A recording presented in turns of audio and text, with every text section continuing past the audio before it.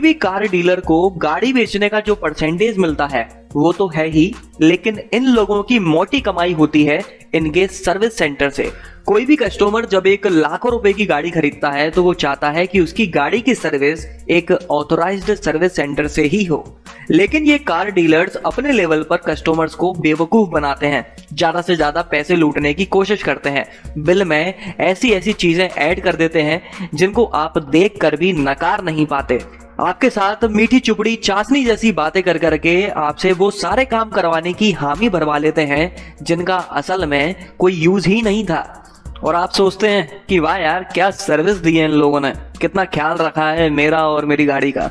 तो चलिए इस वीडियो में मैं आपको यही बताने वाला हूं कि किस तरह से ये सर्विस सेंटर वाले अपने कस्टमर्स को बेवकूफ बनाने की कोशिश करते हैं और बनाते भी हैं। सबसे पहला है प्रोटेक्टिव कोटिंग। ये इन सर्विस सेंटर वालों का सबसे बड़ा स्कैम है। आप जब सर्विस कराने के लिए ले जाते हैं तो सबसे पहली चाल आपके ऊपर जो खेली जाती है वो होती है प्रोटेक्टिव कोटिंग की। जॉब कार्ड बनाने वाला बंदा या फिर कोई दूसरा बंदा कहेगा कि भैया आपकी गाड़ी को समय तो ज्यादा नहीं हुआ लेकिन पुरानी लगने लगी, एक काम करो आप है ना पेंट कोट करा लो,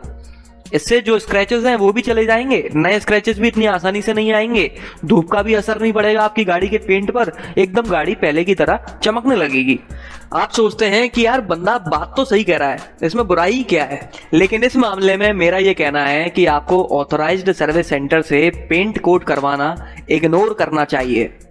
क्योंकि ये सर्विस सेंटर वाले कोटिंग करने वाली जिस कंपनी के साथ टाई अप किए हुए होते हैं उनसे ये अच्छा खासा मार्जिन लेते हैं एक गाड़ी की कोटिंग करने के लिए, जिसकी वजह से वो कंपनी आपकी गाड़ी के ऊपर चीप क्वालिटी की नाम मात्र कोटिंग करती है जो यूजफुल नहीं होती। इसलिए अगर आपको गाड़ी के ऊपर पेंट कोट कराना ही है तो आप किसी प्रोफेशनल प्राइवेट शॉप से करवाइए जो ये सब करने के लिए स्पेशलाइज्ड होती है। पेंट कोटिंग के अलावा एंटी रस्ट कोटिंग के नाम पर भी उल्लू बनाया जाता है। आपसे बोला जाता है कि आपकी गाड़ी के नीचे एंटी रस्ट कोटिंग कर देते हैं जिसकी वजह से कभी रस्ट नहीं लगेगी और आपकी गाड़ी के पार्ट्स की उम्र बढ़ जाएगी। तो यहाँ भी आपको लगता है कि हाँ यार बात तो सही है, अपनी ही गाड़ी का फायदा है, लंबी उम्र हो जाएगी तो, लेकिन असल में आपकी गाड़ी को उस एंटी रस्ट कोटिंग की जरूरत है ही नहीं, क्योंकि आजकल की गाड़ियों के पार्ट्स गैल्वेनाइज्ड मटेरियल से बने हुए होते हैं जिनमें रस्ट लगना इतना आसान नहीं होता। आमतौर पर आप अपनी गाड़ी को नीचे से देखेंगे तो उसमें एक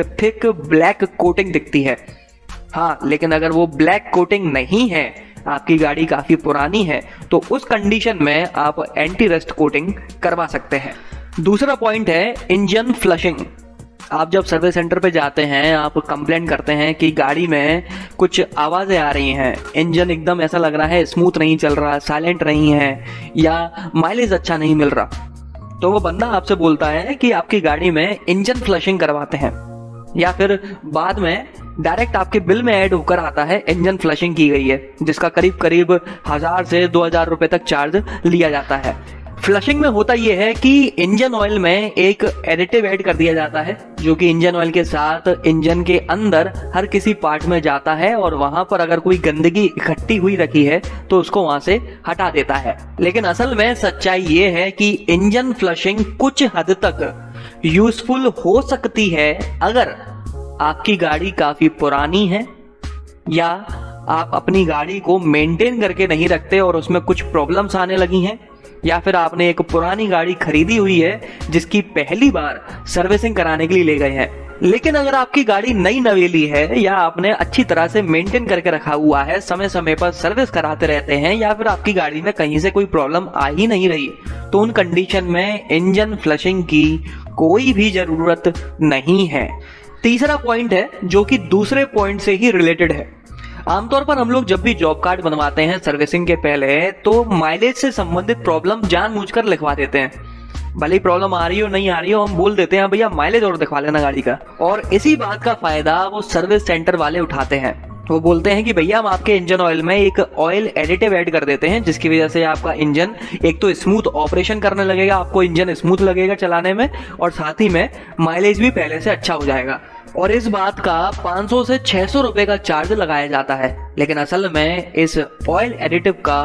कोई भी इस्तेमाल नहीं है। क्योंकि जो इंजन ऑयल आपने अपनी गाड़ी में डलवा रखा है वो पहले से ही इतना कैपेबल होता है कि आपके इंजन को स्मूथ बनाकर रख सके। उसके ऊपर किसी भी एडिटिव की जरूरत नहीं होती आपके इंजन की वर्किंग को स्मूथ बनाने के लिए। इसीलिए ऑयल एडिटिव्स को हमेशा ही इग्नोर कर दिया करें। इसके बाद अगला तरीका है बेवकूफ बनाने का, इंजेक्टर क्लीनिंग,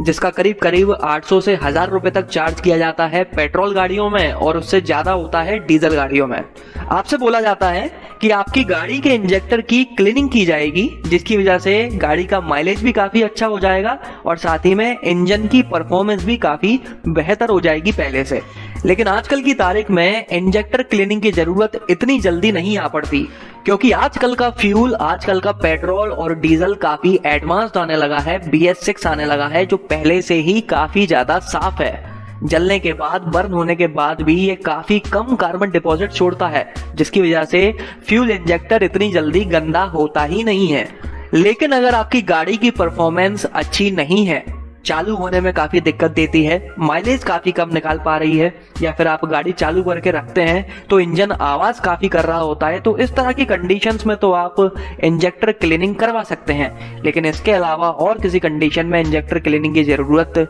नहीं है।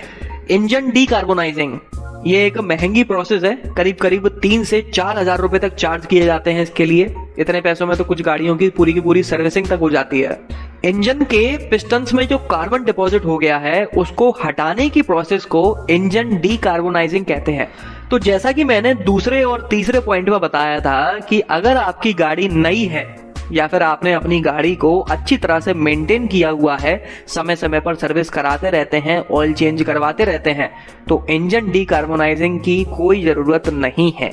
लेकिन अगर आपकी गाड़ी पुरानी हो चुकी है, वो अच्छी तरह से परफॉर्म नहीं कर रही है, जितनी पावरफुल पहले थी उतनी पावरफुल नहीं है, माइलेज काफी बेकार हो चुका है, तो उस तरह की कंडीशन में आप इसको करवा सकते हैं। कार पॉलिश या फिर ड्राई क्लीनिंग, ये भी ठीक एक पेंट कोट की तरह ही स्कैम है। आपसे बोला जाता है कि गाड़ी की पॉलिश करवा लीजिए, सस्ती भी है, आपकी गाड़ी एकदम नई की तरह चमकने लगेगी, स्क्रैचेस भी कम हो जाएंगे और नए स्क्रैचेस भी इतनी आसानी से नहीं आएंगे, सनलाइट का भी असर कम पड़ेगा। जबकि असल में ये एक सफेद झूठ है। पॉलिश करने से सिर्फ आपकी गाड़ी 1 से 2 दिन तक चमकती है, किसी भी तरह का पेंट को प्रोटेक्शन नहीं मिलता।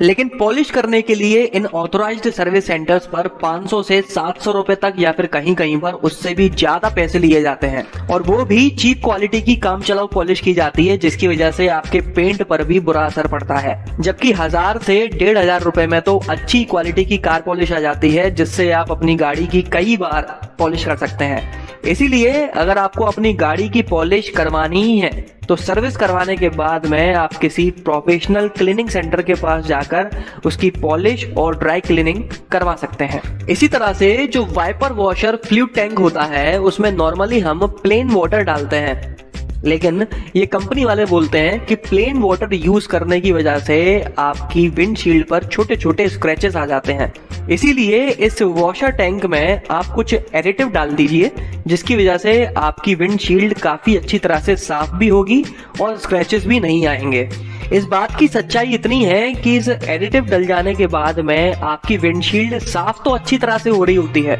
लेकिन जो आपके वाइपर ब्लेड्स हैं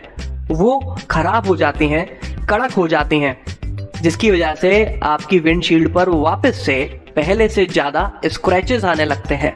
इसीलिए इस वॉशर टैंक में कभी भी कोई एडिटिव ऐड नहीं करना चाहिए। बीच का रास्ता ये है कि जब भी आपकी विंडशील्ड ज्यादा गंदी हो जाए तो आप खुद ही उस विंडशील्ड को मैनुअली अच्छी तरह से शैम्पू से या फिर किसी और चीज से साफ कर लें, जिसकी वजह से आपके वाइपर्स प्लेन वाटर के साथ ही काफी अच्छा रिजल्ट देंगे। एसी डिसइंफेक्टेंट, कुछ लोग कुछ जरूरत से ज्यादा ही हाइजीन मेंटेन करते हैं, ये टच नहीं करेंगे, वो टच नहीं करेंगे, आउच, छी कितनी डर्टी है। इस टाइप के लोग जब नोटिस में आ जाते हैं तो उन्हें उल्लू बनाया जाता है एसी डिसइंफेक्टेंट के नाम पर।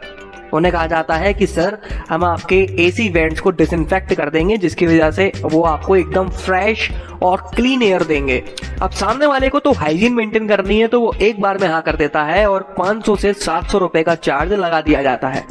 इन 500-700 रुपए के बदले सर्विस वाले करते क्या है कि गाड़ी के सभी वेंट्स के ऊपर एसी डिसइंफेक्टेंट का एक स्प्रे कर देते हैं, जिसकी वजह से जब आप एसी चालू करते हैं तो पहली बार में आपको थोड़ी सी खुशबू आने लगती है, दूसरी बार में वो खुशबू भी चले जाती है, क्योंकि वो सिर्फ एक सिंगल स्प्रे किया गया था जिसके लिए आपसे 500 से 700 रुपए लिए गए थे, जबकि वो स्प्रे करने वाली पूरी की पूरी बोतल ही इतने रुपए में आ जाती है। इसलिए अगर आप इतनी ज्यादा हाइजीन मेंटेन करना ही चाहते हैं तो नॉर्मली एक एसी डिसइंफेक्टेंट खरीद सकते हैं और रेगुलरली अपनी गाड़ी में रखें और उसका समय समय पर इस्तेमाल करते रहें। इंजन ऑयल, वैसे तो बेवकूफ बनाने का ये तरीका एक्सपोज हो चुका है, लेकिन आज भी कुछ कुछ सर्विस सेंटर यूज कर रहे हैं।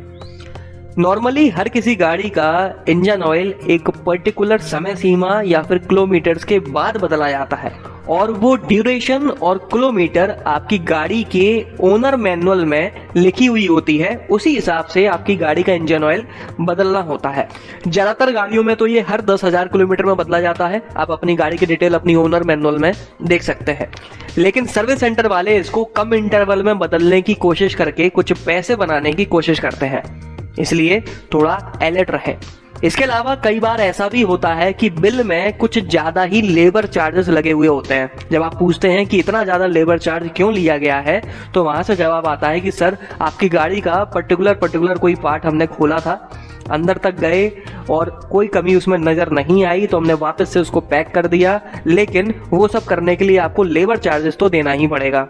अब मैकेनिक ने वो पार्ट खोला भी था या फिर बिना खोले ही चार्जेस को ऐड कर दिया गया, ये बात तो आप सिर्फ तभी पकड़ पाएंगे जब आप सामने बैठकर अपनी गाड़ी की सर्विस करवाएंगे। आजकल के सर्विस सेंटर्स पर वेटिंग लॉन्ज बने हुए होते हैं, जहां पर बैठकर आप सर्विस एरिया को देख सकते हैं। मैकेनिक को या फिर सर्विस करने वालों को लग जाता है कि कस्टमर अलर्ट है, तो वो इस तरह की हरकतें नहीं करते। इसी तरह से जब भी आपकी गाड़ी का कोई पार्ट रिप्लेस किया जाता है, मतलब कि पुराने की जगह नया लगाया जाता है, तो पुराने वाले पार्ट को जरूर वापस मांगे, क्योंकि इससे कुछ हद तक कंफर्म हो सकता है कि वो पार्ट वाकई में बदला गया है या फिर उस पुराने पार्ट को ही जुगाड़ लगा के वापस से सेट करके आपको नए पार्ट के चार्जेस लगा दिए गए हैं। इसके अलावा कुछ स्मार्ट मैकेनिक्स आपके दिमाग में जबरदस्ती का डाउट क्रिएट करने की कोशिश करते हैं, जैसे कि सर देखिए आपके इंजन में कुछ नॉइज आ रही है, सर देखिए आपकी स्टीयरिंग में कुछ गड़बड़ लग रही है, ब्रेक पैड्स कुछ ज्यादा टाइट लग रहे हैं, जबकि असल में सब कुछ सही होता है, कहीं से कोई प्रॉब्लम नहीं होती।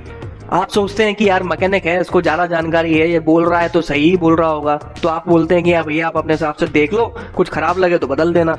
अब वो मैकेनिक उस पार्ट को देखता देखता तो कुछ है नहीं, क्योंकि वो पहले से ही सही काम कर रहा था, लेकिन अब बिल में चार्जेस सारे लगकर आते हैं। तो यही कुछ कॉमन तरीके हैं जो ये सर्विस सेंटर वाले इस्तेमाल करते हैं कस्टमर को बेवकूफ बनाकर ज्यादा से ज्यादा पैसे कमाने के लिए। लेकिन अगर आप इस वीडियो में कही हुई बातों को थोड़ा ध्यान में रखेंगे तो आपको बेवकूफ बनाना इतना आसान नहीं होगा। तो चलिए इस वीडियो में तो बस इतना ही। अगर आपको ये पसंद आया हो तो इसे लाइक कर दीजिएगा, इस चैनल को सब्सक्राइब कर लीजिए और बेल आइकन को दबाना बिल्कुल ना भूलना। आपका दिन शुभ रहे, धन्यवाद।